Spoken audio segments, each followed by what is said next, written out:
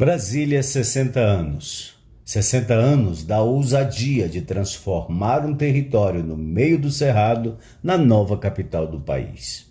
60 anos de uma reinvenção dessa parte aqui do Brasil que tem uma história que vem de muito antes de ser nomeada como Brasília.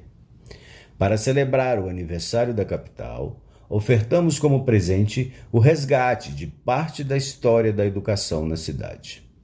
O que hoje entendemos como Secretaria de Estado de Educação começou a ser implantada por Ernesto Silva como Comissão de Administração do Sistema Educacional de Brasília, CASEB, lá pelos idos de 1957 até os princípios de 1960. Quando foi instituída a Fundação Educacional do Distrito Federal, e em cujo regimento provisório instituiu-se a criação e manutenção de serviços educativos e assistenciais que beneficiassem os estudantes e professores. Assim, surgiu o primeiro serviço de orientação educacional e vocacional na rede oficial de ensino de Brasília, no ginásio do Plano Piloto, atual CASEB. Naquele primeiro momento, os orientadores educacionais eram selecionados em concurso interno para atuar nesta função. Somente no ano de 1973, houve o primeiro concurso específico para orientação educacional, seguido dos concursos de 1983, 1996, 1997, 2004 e 2015. Diante desses fatos, surge a curiosidade em saber como a orientação educacional constituiu sua identidade no contexto histórico de Brasília. O que significa ser orientador educacional em uma cidade considerada patrimônio da humanidade? Será que a marca da inovação, da ousadia e da esperança, da qual surgiu a cidade capital, também está presente na forma de exercer a orientação educacional? Como inventariar essa trajetória? O que podem revelar algumas das pessoas pioneiras da orientação educacional, da formação continuada, da gestão em nível central e da nova geração, para que se possa reconhecer os traços de memória, identidade e pertencimento que podem constituir a orientação educacional em patrimônio de Brasília. A orientação educacional é uma prática que ela se faz ao longo dos anos. Quanto mais você orienta, mais orientador você vira. Eu costumo dizer que eu sou orientador porque eu gosto de gente, de problemas de gente.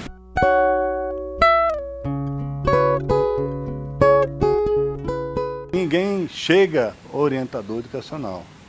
Você vai se fazer orientador educacional no dia a dia, tendo a capacidade de compreender as dificuldades de aprendizagem dos estudantes, capacidade de delimitar seu campo de atuação, a possibilidade de construção da sua própria identidade, a busca de construção do seu referencial teórico, porque sem ele você vai ficar perdido, vai virar um faz tudo na escola, não vai fazer nada. Então você precisa, sobretudo, ter pessoas que tenham espírito de aprendizagem. Ninguém saiu da faculdade pronto. Vai chegar numa realidade que sequer sabe qual é. Nenhum do conhecimento que você teve acumulado antes vai ser automaticamente aplicado numa realidade que você nunca viu. Então você vai ter que ser capaz de pegar todo o conhecimento filosófico, pedagógico, psicológico que você adquiriu na universidade e fazer a relação com a prática. É isso que é a profissão. O profissional é aquele que encara o problema, busca no seu conhecimento que ele adquiriu na universidade resposta. Se não tem ali, ele tem que ser capaz de produzir esse conhecimento. Então, quando você tem pessoas novas chegando, e novo para mim não é de idade, novo para mim é aquele que acredita na inovação de si mesmo, existencialmente, politicamente e principalmente profissionalmente, é esse que vai ser capaz de se deparar com um problema, não ficar lamentando que nunca tinha estudado aquele problema e buscar soluções para resolver aquele problema. Então, o maior desafio que eu vejo para o orientador educacional hoje é construir, né, a sua identidade à luz dessa própria realidade, para que ele não fique descontextualizado da sua vida, do seu espaço, de quem ele é e tal. Ser capaz de mudar sempre que for preciso. Na orientação educacional tem um chamado a continuar sempre aprendendo, né, a buscar informação. Eu acho que como orientador ele é um profissional que trabalha com currículo, com a articulação do currículo dentro da escola, a gente precisa estar sempre muito antenado para acompanhar os movimentos. A orientação educacional ela tem tido um percurso onde ela se reinventa, mas ela não perde o rumo. Embora a gente ache que está perdido, qual é a especificidade da orientação educacional. Essa questão tocou na minha cabeça desde sempre. E graças a Deus que ela existe, essa questão, porque a especificidade você faz no caminho, é meio de Paulo Freire. O caminho você constrói construindo. E eu acho que a gente... qual que é a especificidade hoje dentro de uma escola do orientador educacional? Ele é aquela pessoa que, pelo fato de não estar em sala de aula, ele está disponível para a escola como um todo. Né? Ele está disponível. Mas não quer dizer que ele é aquele professor substituto, um step dentro da escola. Ah, faltou professor, chama o orientador. Orientador educacional tem que saber falar não. Não, essa não é minha função. Eu vou, se eu estiver precisando de conversar com aquela turma, mas ele é a pessoa que ele trabalha o aluno em várias perspectivas. Na perspectiva pessoal, na perspectiva acadêmica e na perspectiva profissional. Né? Então, na perspectiva pessoal, ele tem que estar de fora, né, da sala de aula, porque ele vai ver as relações interpessoais do aluno consigo mesmo e do aluno com o coletivo da escola, professor, direção, coordenador, que hoje tem, né, com porteiro, com as merendeiras, com todo o coletivo da escola. Interpessoal, acadêmica, porque a relação do aluno com a aprendizagem tem que dar certo. Então é preocupação sim do orientador saber como é que está o desempenho do aluno, em que ele está falhando, o que está faltando, né? E orientação de projeto de vida. E vamos fazer com que os orientadores entendam, tenham clareza da sua função, porque muitos não tinham também. Mas não era culpa de ninguém, era porque ninguém dizia realmente o que fazia. Por mais que tenha orientações como essas e tal. Mas então esse foi um desafio. Levar os orientadores a ter a clareza da sua função, do seu papel. E dele saber o seguinte, que ele não era um participante assim, que dá sugestão, não. Que ele está dentro, ele é parte integrante. Então ele está dentro da construção do projeto político-pedagógico da escola e da rede como um todo. Ele está ali discutindo as questões, fazendo as coisas. Então, essa orientadora ou esse orientador, né, teria que ter clareza do que ele fazia para que ele se integrasse com o grupo. Então, isso é uma coisa que nós tivemos alguns ganhos, né? Conhecimento, de pertencimento, né, orientação. Trabalharia especificamente, mas com o todo, com os professores todos, no conselho de classe com todos, na construção do projeto político-pedagógico e na execução dele também, e na avaliação dele também. E nós tínhamos que estar juntos, não é pedir licença, não. Então, nisso a Ângela nos ajudou muito, não é ficar pedindo licença, com medo de, não, chega e diz, eu sei, eu vou fazer e nós vamos fazer juntos. Eu não vou trabalhar sozinho. Então, aquele psicologismo da orientação educacional na época, aquele assistencialismo, aquele passar a mão na cabeça, nós entendíamos que não era por aí. Né? Aquela coisa de ensinar o aluno a estudar era importante, mas não era por aí. Mas olhar, ensinar dele o mundo, chegar na escola e ver a realidade da escola, ir para a secretaria e pesquisar quem são esses alunos, ir para a comunidade conhecer, estar com os pais, mesmo sendo menino do ensino médio, Vamos embora. E a questão da orientação vocacional, que tinha que fazer testes, porque nós nos negamos a isso. Então vamos ensinar o que é o mundo do trabalho. E olha que nós estávamos lá na Lei 5692, né? E numa época do tecnicismo, assim, terrível, né? Então, nós tínhamos de nos virar mesmo, nos desdobrarmos em muitas orientadoras, sendo uma só. Na Ceilândia, 5 tínhamos de desdobrar. No plano piloto, todos tínhamos de desdobrar para ter e ter essa clareza. Para que ninguém dissesse que aqui nós viemos, nós aqui vamos dizer qual é a nossa função. E junto com vocês. Isso foi difícil. Acho que até hoje é difícil. Eu acredito que seja. Não tenho muito contato.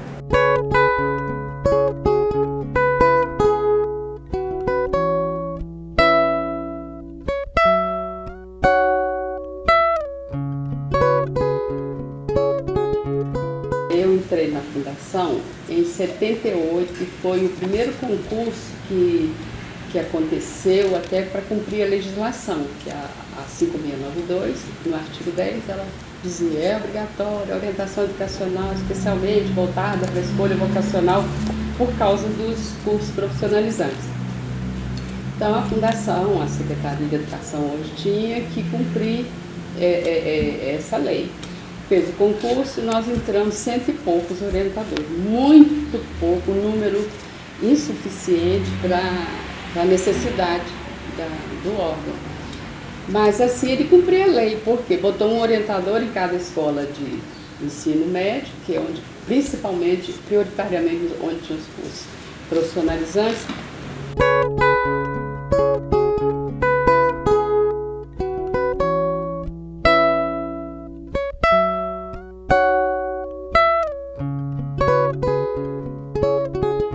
A chegada nas escolas não foi fácil.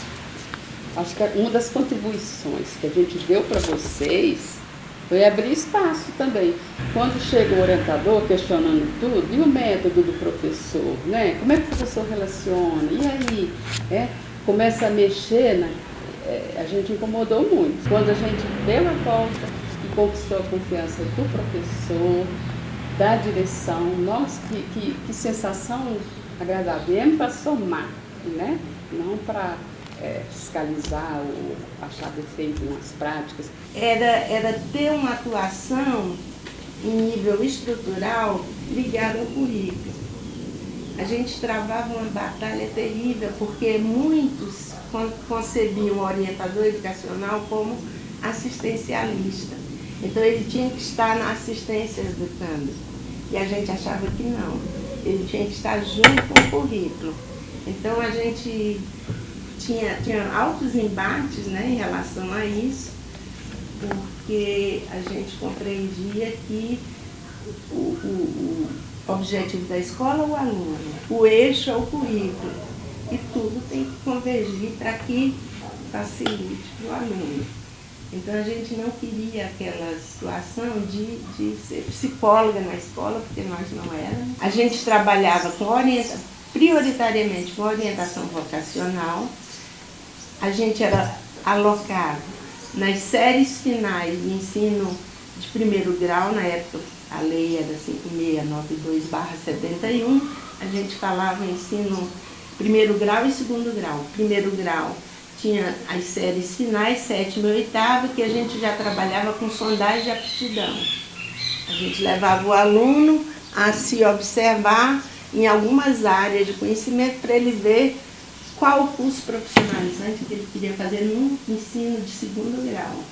Porque o ensino médio, naquela época, era profissionalizante. Naquela época, o papel do orientador não é nada parecido com o que é feito hoje. A gente fazia estudos de caso, a gente fazia o atendimento individualizado dos pais, a gente tinha horário de dinâmicas de grupo dentro da sala de aula. Então, nós tínhamos horário de aula. Cada dia a gente ia para uma sala para fazer a integração e socialização dos alunos. Então, fora, quando o trabalho era de ensino médio, a gente fazia teste vocacional.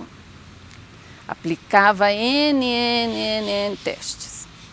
Então era um trabalho completamente diferente. Mas isso reflete o momento que era. Nós estávamos no período mais militar no Brasil. A nossa lei era 5692, que foi escrita naquela época. E, além disso, tínhamos uma influência pelo tradicionalismo, porque era assim. Em 1986, eu lembro, a professora Eva Baios, que foi minha colega no UNB, ela assumiu o DGP, a Secretaria de Educação, e era tudo reabertura política, rumo da educação, e a gente teve que ser todos compulsoriamente deslocados para as séries iniciais, e com argumentos convincentes, porque onde estava o gargalho, né, da aprendizagem, eram nas séries iniciais. Para que ter orientador só nas finais, quando a legislação já estava em processo, né, de mudança? Conclusão, eu me senti altamente violentada com isso. E olha que eu defendo que a educação tem que ser real, concreta, tem que ser para considerar a escola. Eu fiquei meio presa, não podia nem, ao mesmo tempo que eu me senti violentada, eu não podia ir contra, porque o argumento delas estava correto. Eu lembro que a gente teve seminários, orientação educacional no DF, que sempre teve essa característica, é um povo que estuda, que debate, e está sempre preocupado em se encontrar.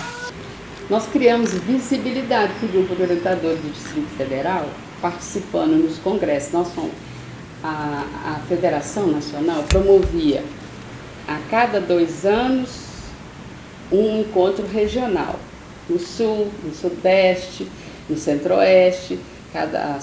Todos os estados do Brasil tinham associação de orientadores, todos.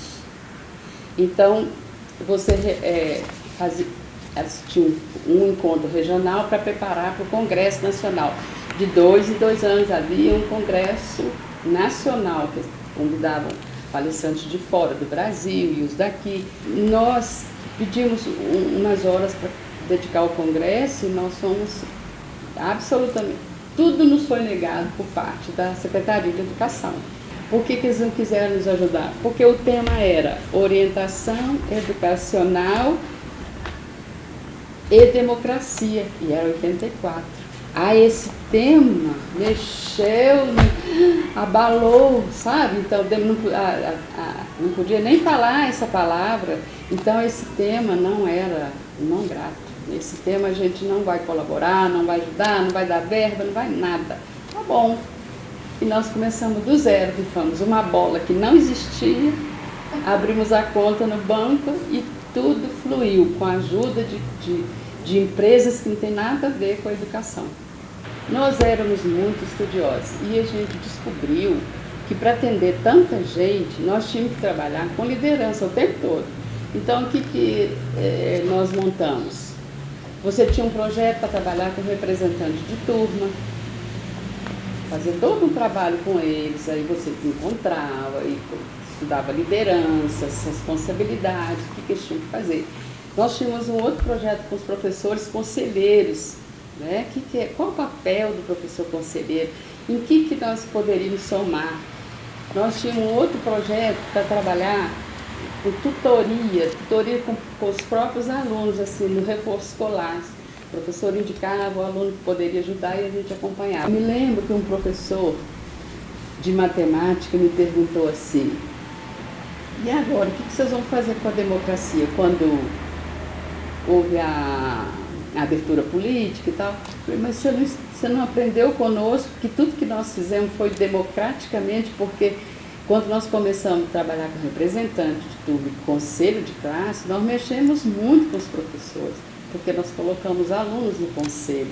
Era um exercício de democracia, né? Tinha mudado já o regime militar, tinha uma nova lei de ensino, que custou a sair, mas saiu. Tinha...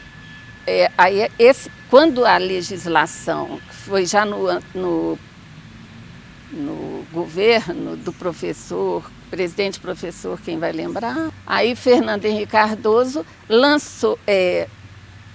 publicou a legislação e também publicou os componentes curriculares, os parâmetros curriculares, que era a revolução da época na educação.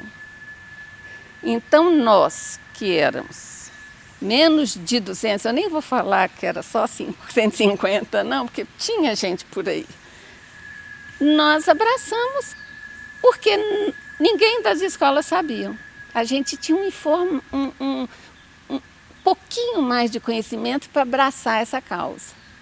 Então, tinha a educação sexual como tema transversal, tinha do indivíduo, como é o homem, o indivíduo, suas características, o respeito. Aí veio toda aquela gama de valores que nós tivemos, então, de alimentar nas escolas. E a gente fazia nas regionais, a gente reunia as escolas no auditório grande. Nem todas as regionais tinham orientadores. Então, nós aqui íamos para todas fazer o trabalho. As regionais solicitavam um auditório grande, reunia os professores, e a gente fazia dinâmica, a gente ensinava tudo isso. Então veio a educação sexual, prevenção, DST, droga. Então nós começamos a fazer assim, nós começamos a tecer uma teia, porque a gente não era soberana, de jeito nenhum, bem humilde. E a gente ia divulgando com os orientadores intermediários, com os orientadores locais, que a gente toda semana estava junto, né? E então isso aí foi um pulo. Duas outras ações que para mim foi assim mais gratificante foi as classes quando teve a inclusão, que foi uma verdadeira dificuldade eu não vou dizer para aceitação. Aceitação todo mundo queria, mas ninguém sabia como fazer. Então nós associamos bem com o núcleo não, a Diretoria de Educação Especial.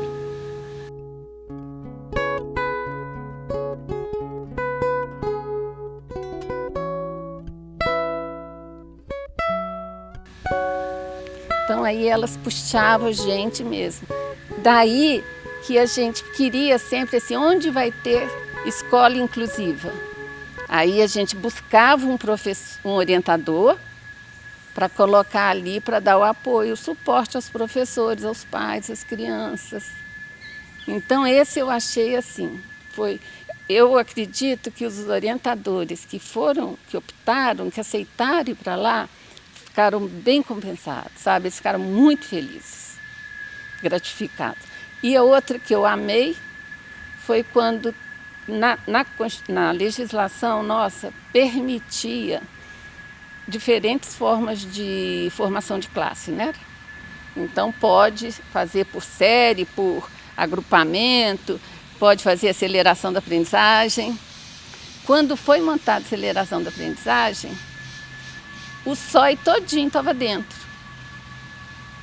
Tanto que no caderno do programa, o SOI participou na parte introdutória, que era o de alimentar as crianças a confiança em aprender. Porque a gente tem tanta dificuldade, até para o pai entender, para a família.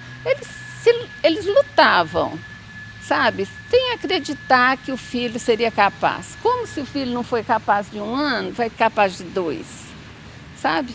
Então era assim, quase carregar no colo.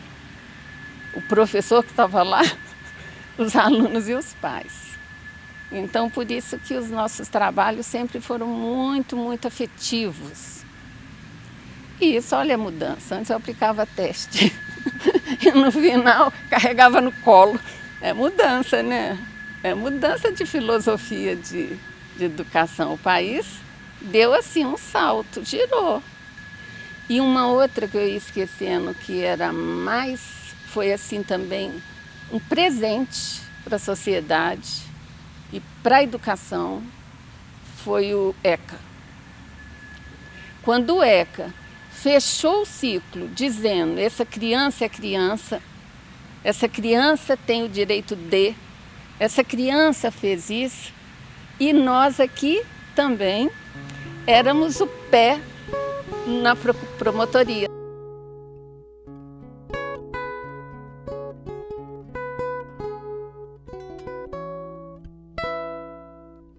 O curso sobre o ECA, eu acho que todos os orientadores fizeram, porque os da promotoria teve, a UNB teve, quem mais? Teve tanta gente que ofereceu o curso para nós, porque nós éramos a pessoa que estava mais lutando pela causa. Nosso trabalho é totalmente vinculado ao ECA. Quanto mais o orientador souber sobre o ECA, mais se sentir que o ECA empodera a nossa profissão, né? E a gente, com o ECA, a gente tem chances de articular conversas com a nossa direção. A educação trabalhou sozinha até esse tempo. Eu acho que hoje a rede que é feita é muito bacana. Ninguém está sozinho, né? E cada um tem a sua especialização. Ninguém garante conhecer o que o outro conhece, nem precisa. O que ela sabe, o que eu sei, né? Então, eu acho que foi um momento histórico para a educação. Foi uma mudança grande demais. A educação não tinha esses momentos assim tão... Mudava-se o quê? Método de alfabetização. Era global, depois virava silábico, depois virava fônico. Eram as grandes mudanças. Mas na relação não existia. A gente ainda não tinha conquistado o dia de coordenação, então era muito difícil. E a gente tentava fazer também instrumentos de trabalho para o orientador. Eu lembro que a gente fazia muitas apostilas. Eu coloco esses materiais como a raiz, o nascedouro, para que hoje vocês tenham as propostas pedagógicas, que foram evoluindo também.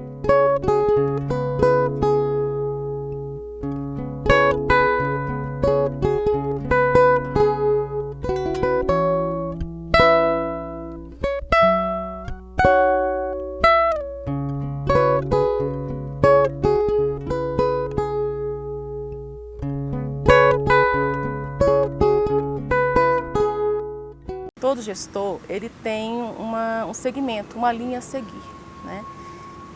E eu sempre pensei na época, né, que a nossa categoria, ela precisava, eu sentia isso até por conversar muito com o grupo, uma formação. Então a linha que eu quis seguir foi a linha da formação mesmo, continuada, né? E daí surgiu a parceria com a EAP. A gente realizava os projetos no núcleo de cursos, encaminhava para a EAP e aí a parceria se estabelecia e a gente começava a fazer a formação dos orientadores. E eu fiquei muito feliz porque deu certo. Quando a gente planeja a ação de acordo com a necessidade do outro, a coisa flui, porque não é o meu desejo. O meu desejo é de atender um grupo, né? E eles me deram essa demanda de aperfeiçoamento. Eram muitos orientadores novos, então eles precisavam de capacitação para atuar na escola, prático. E aí, o nosso primeiro curso foi Técnicas para Intervenção com Famílias e Grupo Multifamiliares. 2011, 2012, assim que a gente assumiu a gerência de orientação educacional, a gente tinha um cenário, né? Um cenário político e educacional que nos remetia a um trabalho da orientação educacional voltado muito para a questão de garantia dos direitos, mas principalmente um enfoque nas questões de cultura de paz, né? É nesse momento que a orientação educacional ela vem com uma força muito grande dentro das escolas e a partir das políticas públicas também, né? De ser esse orientador mediador dessa convivência, né? E dessa cultura para a paz dentro das escolas.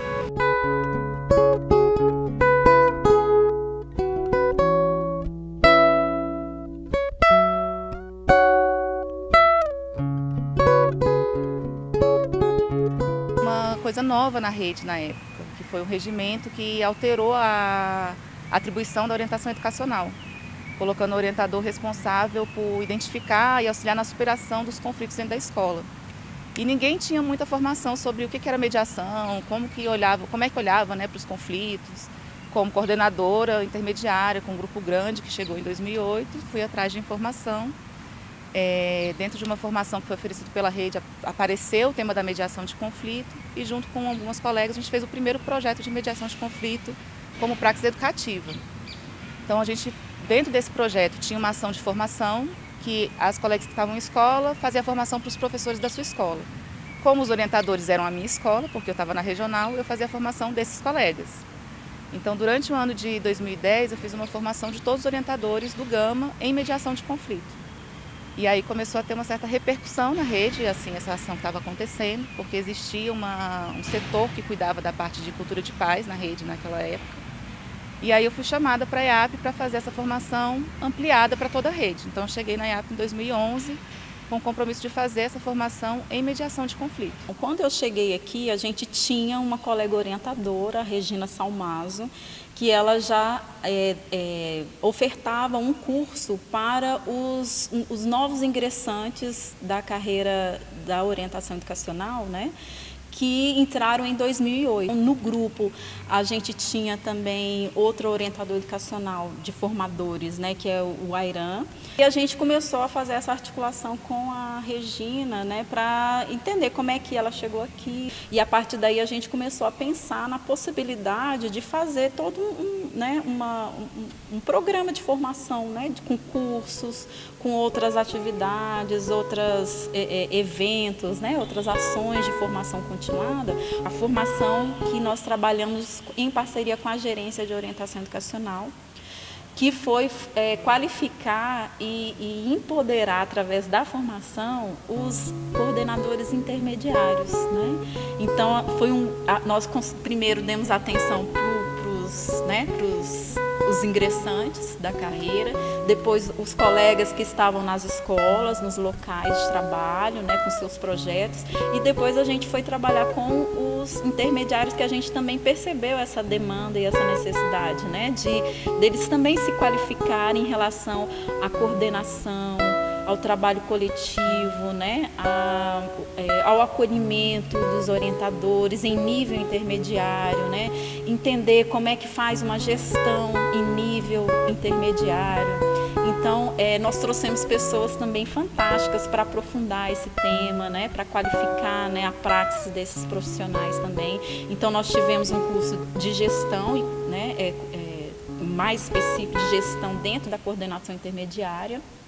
E tivemos também 2 edições do curso de arte de manejar grupos, né, e coordenações em rede, que foi também trazendo essa qualificação para os novos coordenadores intermediários ao longo do tempo. O curso Aprender Sem Parar a Orientação Educacional, né? Por que ele é, para mim, um marco assim, de qualificação e empoderamento da praxis dos orientadores educacionais? A realização de uma conquista, né, e de um direito, que o concurso, né, de 2018 e de 2019 para orientadores educacionais, e que entraram na rede nessa leva, né, o penúltimo foi em 2008, então, né, mais ou menos 10 anos depois, né, parece que é de 10 em 10 anos, cada década a gente tem novos concursos. Mas por que foi marcante? Porque entraram 500 novos orientadores. Nos deparamos com um grande desafio: como que nós vamos formar 500 ao mesmo tempo? Era para nós, né, uma celebração incrível, que a gente tinha que construir o novo, né? Sem nenhuma referência. Quando o orientador ele se empodera e se qualifica, ele vai para uma sala de aula desenvolver um projeto com mais segurança, com mais confiança, acreditando no seu potencial que todos têm, e tendo uma plena consciência do que ele está fazendo, por que ele está fazendo, como que ele faz e qual é a melhor maneira de fazer. E um aspecto que eu acho muito marcante, pelo menos do que eu consegui participar, da minha experiência, né, na rede aí, é o Fórum da Orientação Educacional. Assim, o Fórum da Orientação Educacional ele surgiu dentro do espaço da formação continuada, a ideia dele já surgiu coletivamente, que é muita cara da orientação também, né?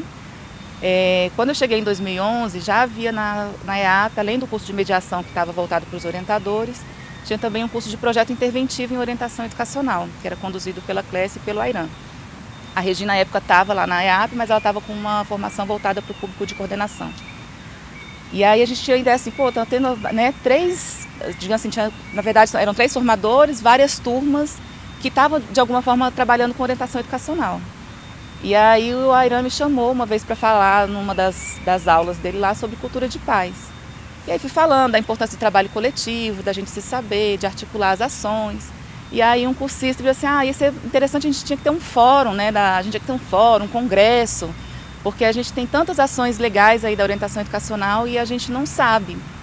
E eu fui muito contar a experiência do trabalho de mediação no Gama, falando que a gente fazia o trabalho junto, pesquisava junto, né? As colegas começaram esse projeto.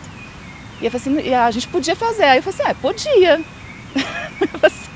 O que a gente precisa fazer para acontecer? Eu falei assim, nós somos sujeito de poder. Se a gente acredita que é possível e investe energia nisso, é possível.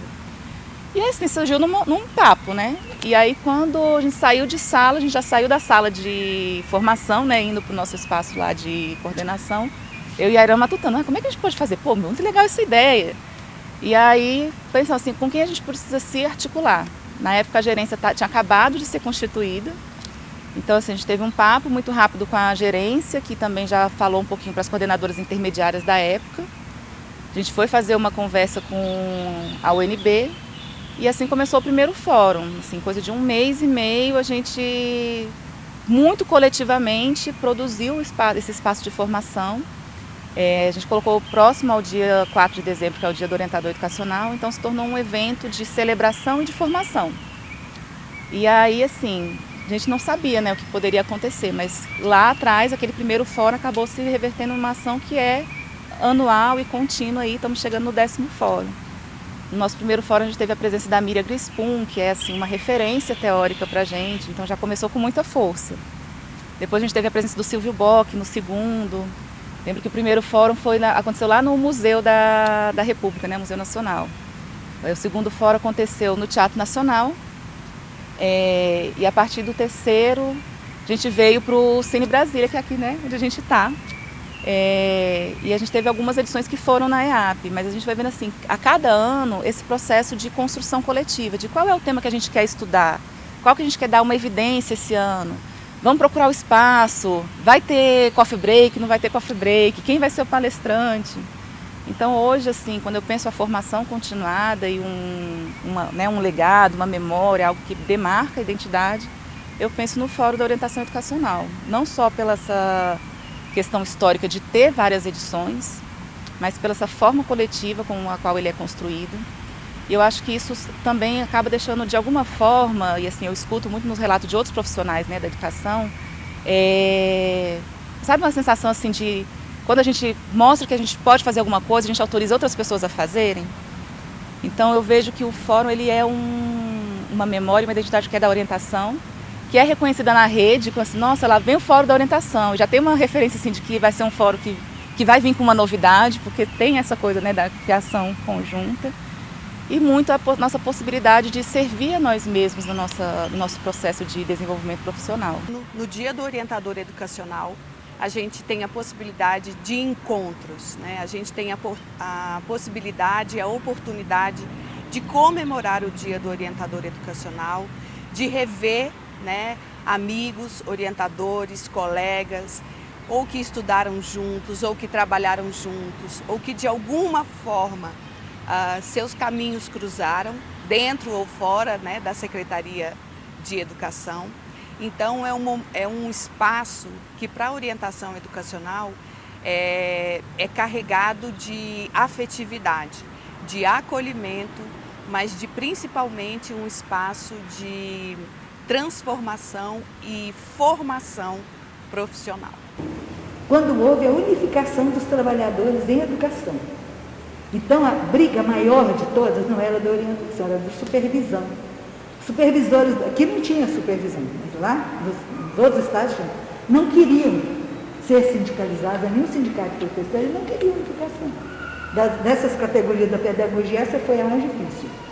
Mas não teve jeito. Ganhamos, votamos a favor e fomos unificados. Aí passamos a ter mais respeito. Aí, na hora de uma comissão de negociação, nos dava ter eu, ou a Ângela, ou a Vicência, ou alguém, a Lúcia Santos, dizendo: gente, na minha negociação, lembra dos ganhos do concurso dos orientadores? Lembra da coordenação pedagógica? Não precisava mais. Agora estavam professores e orientadores, o que permanece até hoje. E aí, esse orientador que tinha autoestima lá embaixo foi para a passeata, foi para o congresso, e também íamos lá na Secretaria de Educação com a nossa cabeça erguida e nossos olhos brilhando, que agora nós sabíamos das coisas, né? Nós sabíamos das coisas, nós estávamos participando da vida pedagógica, da vida sindical.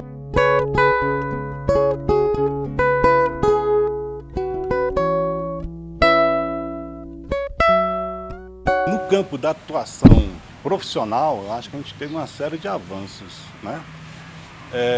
Um dos mais importantes que eu considero foi realmente a gente permanecer na carreira magistério. Porque quando eu entrei, ainda tinha muita gente que tinha dúvida se a gente era da carreira de magistério ou se a gente era da carreira de especialista, né, do pessoal, do corpo técnico da escola. Nosso trabalho é um trabalho eminentemente pedagógico, não é um trabalho de secretaria escolar, não é um trabalho administrativo, não é um trabalho disciplinar, né? Então, a finalidade do trabalho é que diz onde é que a gente tem que estar. Outro ganho importante foram encontros com a UNB. Profissionais da Faculdade de Educação, da Pedagogia, estavam constantemente com os orientadores educacionais da rede. Gente, isso foi muito importante também, porque aí nós íamos para lá para seminários, né? Quando havia algum congresso, eu acho que a Secretaria de Educação não fez nenhum, não sei se em 96 ou 97. Mas quando sempre fazia, né, ou ele tinha seminários, nós estávamos lá, os orientadores presentes, né, entendeu? E aí você estuda, e você tem muita coisa, você abre os horizontes, sai do seu corporativismo e passa a ser um cidadão que está dentro da educação, conhecendo a realidade, não para se adaptar a ela, mas para transformar. Eu acho importantíssimo que nós passamos a ter a visão de mundo bem mais ampliada. Isso, gente, não tem, até hoje, eu não sei como os orientadores discutem essa questão, né? Quando você fala divide-se a filosofia e fala aqui materialismo dialético histórico, aqui positivismo, funcionalismo, aqui as coisas são e ficarão para sempre.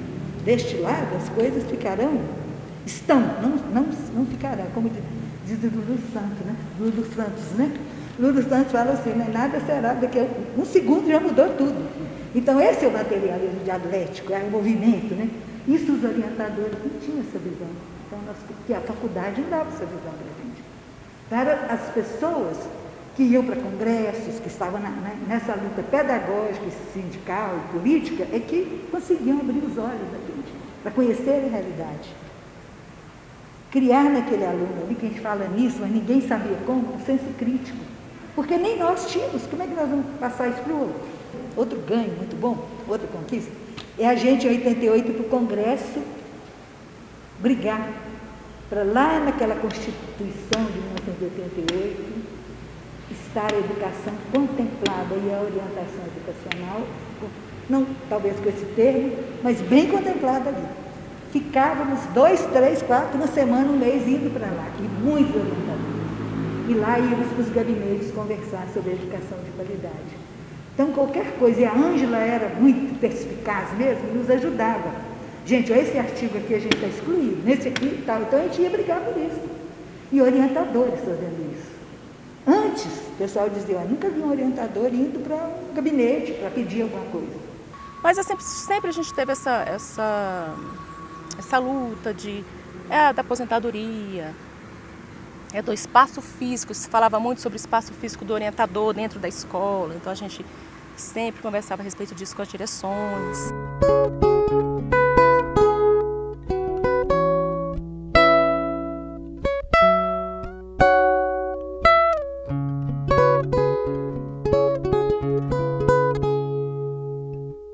O espaço físico da orientação educacional estava comprometido, né? A direção achava que podia trocar o espaço físico e fazer dele outro ambiente no CIO, e a regional queria deslocar ela para outra escola, e o argumento é de que o CIO, né, não precisava de orientador educacional. Bom, equivocada na interpretação. Onde há aluno, onde há professor, onde há educação, não só cabe a orientação educacional, como deve ter um orientador educacional. Dentro dessa gestão da orientação educacional, a gente tem avançado muito, né? O primeiro avanço que a gente conseguiu foi realmente ter uma modulação da orientação educacional. Hoje a gente considera que ela não é efetiva, que ela não é o nosso ideal, né? Mas ainda assim nós temos institucionalmente uma modulação da orientação educacional. A outra questão foi a publicação da nossa orientação pedagógica, né, que foi construída coletivamente a partir dos nossos encontros e reflexões junto aos coordenadores intermediários de orientação educacional e todo o grupo de orientação educacional, né, me refiro aos orientadores que estão no chão da escola, que é a base, né? Esse documento foi realmente um marco na orientação educacional, que, claro, ele veio como uma revisitação da orientação pedagógica que já tínhamos e que embasava a nossa ação pedagógica.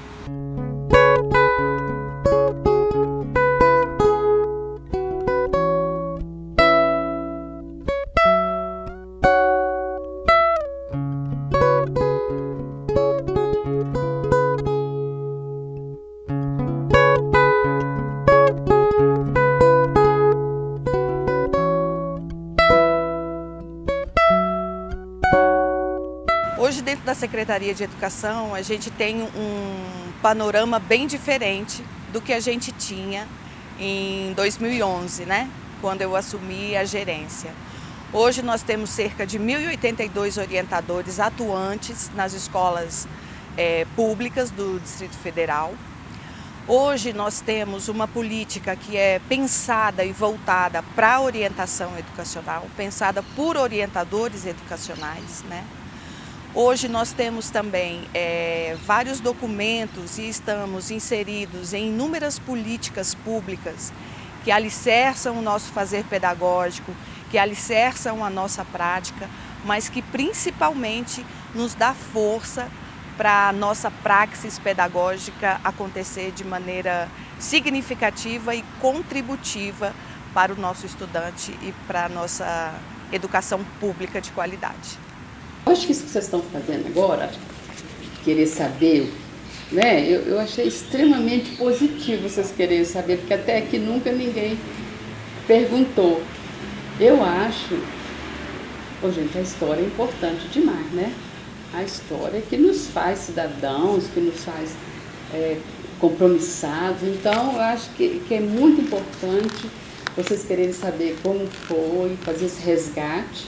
Acho que muito importante, e saber a história e continuar, que nós nos sentimos. Tanto que eu aceitei o convite de cara, não por vaidade, mas assim, por compromisso, sabe? Por compromisso. Eu achei que essa história tem que ser contada, ela tem que ser conhecida, entende? Eu acho que, e nós nos sentimos extremamente recompensados ver vocês aí, trabalhando pela orientação, acreditando na orientação, como eu acredito. A gente sempre lutou pelo SOI dentro da escola, não sei se hoje ainda tem, a gente tinha uma salinha, não precisava ser grande, a gente tinha que ter garantido um espaço privativo para atender o aluno, né? E a gente também não ficava na escola como se fosse um apêndice, aquela pessoa que está lá no cantinho, não. Hora do intervalo você tem que estar dentro da sala dos professores, você tem que estar com os professores, você tem que acompanhar. Hora de reuniões de direção, você tem que estar junto. Mas essas relações fazem parte do trabalho do orientador. Por isso que o orientador tem que ser essa pessoa que está fora, que ele está vendo tudo, ele interfere em tudo também, nessas relações. E estudar sempre, eu não consigo ver um orientador que não gosta de estudar, que não estude, compreender o contexto. Hoje nós estamos vivendo um contexto muito difícil, né? Quase não tem trabalho, vou orientar o aluno para quê? Né? Tem que ter saída, gente. O projeto do ser humano é se realizar, é ser feliz, né? É uma dádiva para a vida. E o orientador é comprometido com ele. As marcas, elas constroem, né, gente? Eu tenho uma coisa muito boa na minha trajetória profissional que eu gostaria de deixar como legado para os meus alunos, os orientadores. É a participação política. Então, a gente, como estudante da UNB em plena ditadura, que não podia se organizar, a gente se organizava em associação, porque associação podia, sindicato não. E ia construindo já o que devia ser o sindicato dos professores. Como professora e como orientadora, eu sempre fui ligada ao Simpro. Né? Não tanto quanto eu gostaria, mas sempre fui. E agora na UNB a gente ainda trabalha com a DUMB, né? Que é... Por que isso? Porque eu acho que isso abre caminhos, abre visões, né? Abre perspectiva. A luta política é muito importante, ela te constrói também. A gente tem que ser conhecido para ser reconhecido. No final de cada ano, a gente tinha um encontro.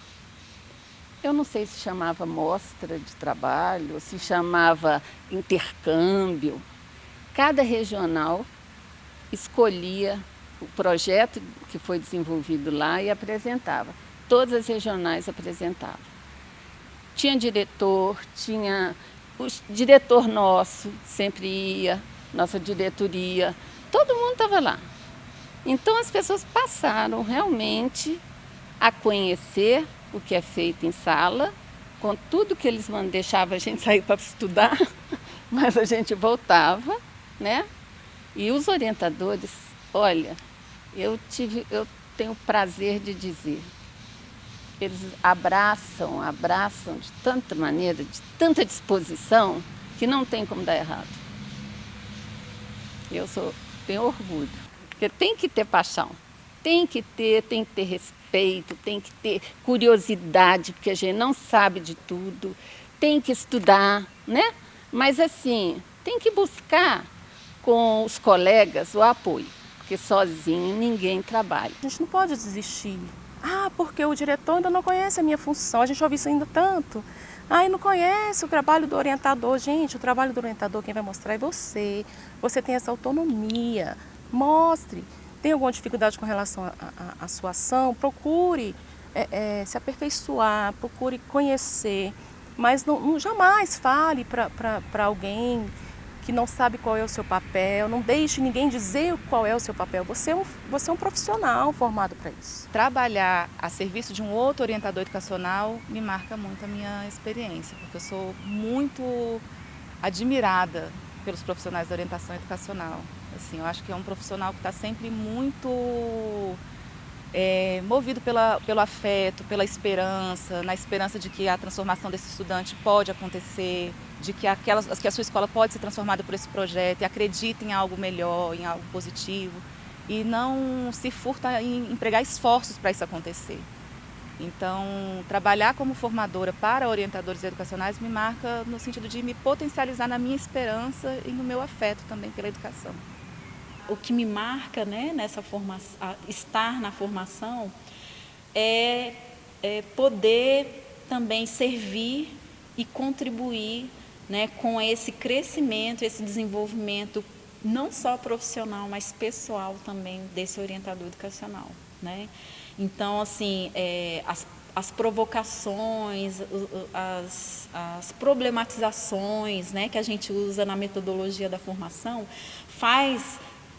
provoca reflexões, né, reflexões críticas, revisão de posturas, né, e isso é muito importante para nós profissionais que estamos lidando com o humano, né, que estamos lidando com um conjunto de pessoas que precisam de acolhimento, que precisam de escuta, que precisam de empatia, né? E que precisam acreditar também na sua capacidade de transformação, de si, do outro e do coletivo, da coletividade, da comunidade onde ele mora, né? De transformar as condições de existência e sobrevivência dele, né? Então, acho que o orientador, quando ele tem essa qualificação, esse empoderamento, né? Ele consegue fazer provocar essas transformações na comunidade escolar, né, como um todo.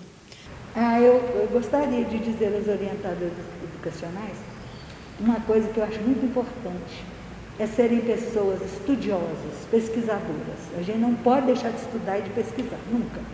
E sermos participantes, participar de tudo que a gente pense que vai nos enriquecer. Então, participar, né? Mesmo que eu não consiga fazer um mestrado, um doutorado, um pós-doutorado, mas que eu esteja presente nos congressos, nos seminários, e os livros sejam nossos amigos, e hoje a tecnologia, né? Então tem o e-book, mas que, de alguma forma, que eles se enriqueçam com o conhecimento e que nunca pensem que fazem nada sozinhos. Então, teremos que saber, eu quero que todos os orientadores saibam muito bem sobre a sua função, que saibam muito bem qual o seu papel, mas que ele jamais pense que ele sozinho fará alguma coisa. É com os outros orientadores, é nessa comunhão com os professores da escola, com a direção da escola. Ele não é um apêndice, ele é parte integrante, que essa lição tem de ficar para nós. Nunca deixar que alguém diga o que eu tenho de fazer, não sei que é o momento de alguém dizer, mas eu tenho de chegar e todos saberem qual é o meu papel e me respeitarem por isso, por essa dignidade. E sermos éticos em todos os sentidos. Não abrir mão da nossa dignidade como cidadãos éticos, né? Então é importantíssimo. E deixarmos de lado qualquer preconceito, que o orientador educacional não tem que ter nenhum preconceito, não pode. Ele não tem o direito de ser preconceituoso, racista, né, homofóbico, nada. Então, o orientador educacional ter essa grandeza, ser essa pessoa que tem essa grandeza, dentro da grandeza ter a humildade de que ele precisa dos demais, mas isso eu acho importante, saber o que ele vai fazer, ele sabe o que vai fazer, tem a direção, e que o caminho desses orientadores para frente seja bem menos cheio de pedras do que foi o nosso, lá na década de 80 e de 90, viu?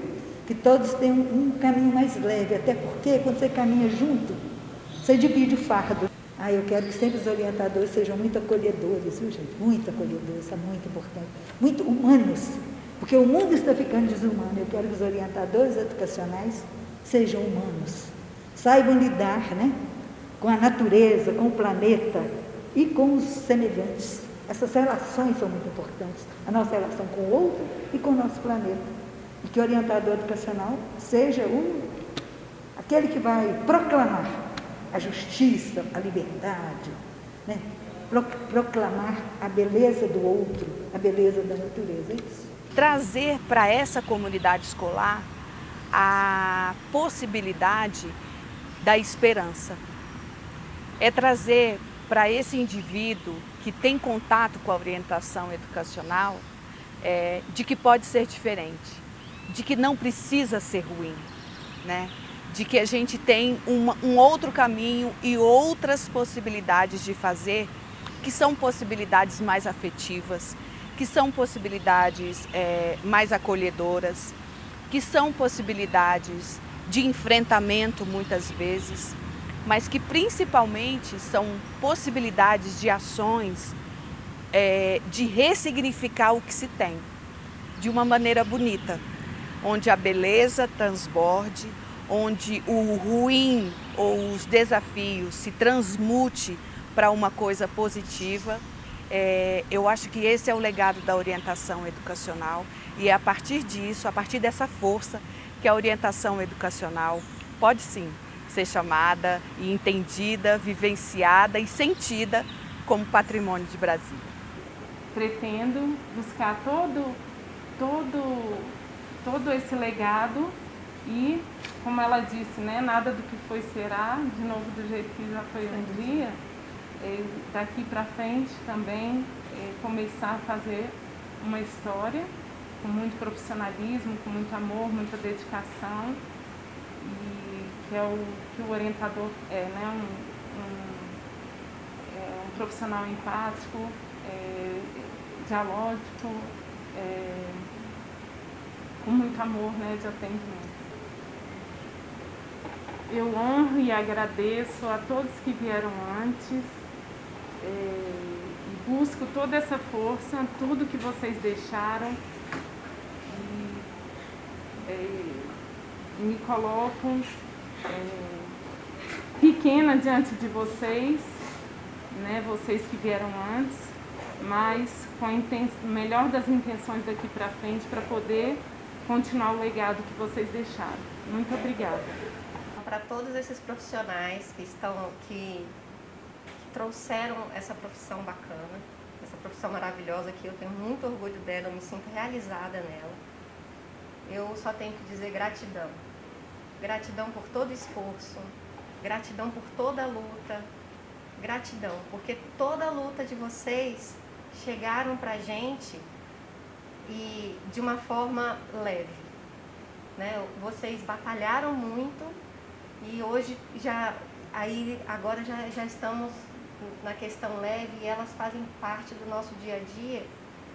Ela está tão intrínseca no nosso dia a dia que quando a gente para conhecer o nosso passado, a gente fala, nossa, quanta luta que ocorreu para que isso ocorresse. E diante de toda essa luta, eu só tenho que dar minha gratidão, gratidão mesmo. Nossa profissão, ela é muito mais firme, muito mais sólida hoje, graças a vocês. Gratidão. Então, a orientação educacional, ela necessita com que esse bastão seja passado, com que essa experiência ela seja registrada e seja repassada para aqueles que estão chegando. Porque aqueles que estão partindo já contribuíram com o que podiam contribuir. E aqueles que estão chegando vão ter que dar a sua contribuição. Os registros e memórias podem retratar como é a forma peculiar de trabalhar na orientação educacional em Brasília. A orientação educacional modifica-se com o tempo, mas não se modifica em sua essência, que é ajudar o outro no seu projeto de vir a ser.